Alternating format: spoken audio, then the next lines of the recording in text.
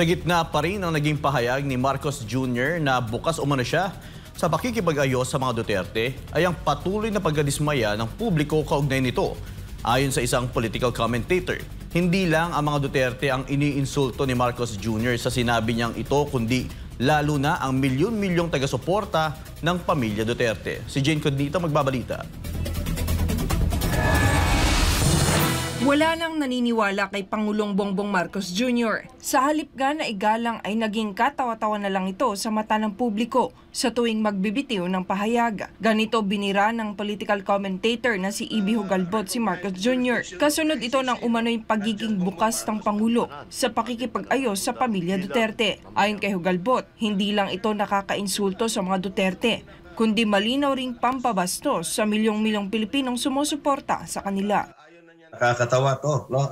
Mga kababayan, Jade and Admar. Kasi nga, sino ba naman ang siraulo na makikipagbati sa isang tao na wala nang ginawa kundi persecute ang iyong pamilya, ang iyong mga kaalyado, lalong-lalo na yung tatay mo ay pinakidnap at nandun ngayon nga nakakulong sa isang foreign court or foreign detention facility being tried, no? Well, not in fact tried yet, no? By a foreign entity. This is not just rhetoric. This is a blatant insult, no, to the intelligence of the Dutertes, their allies, and their supporters, no? Giit ni Hugalbot, kung tunay na sincero si Marcos Jr. sa kanyang intensyong makipag-ayos, dapat ay magsimula ito sa pagpapauwi kay dating Pangulong Rodrigo Duterte na ngayon nakakulong sa The Hague, Netherlands. Ang unang malakas na ebidensya na gusto niya makipagbati at ayaw na niya ng pamumulitika the last 3 years of his administration is pauwiin talaga itong si former President Duterte. Dagdag pa ni Hugalbot, halos wala ng Pilipinong naniniwala sa mga pahayag ni Marcos Jr. dahil lantaran na anya ang pagkakaiba ng kanyang mga sinasabi sa aktwal na ginagawa ng kanyang administrasyon.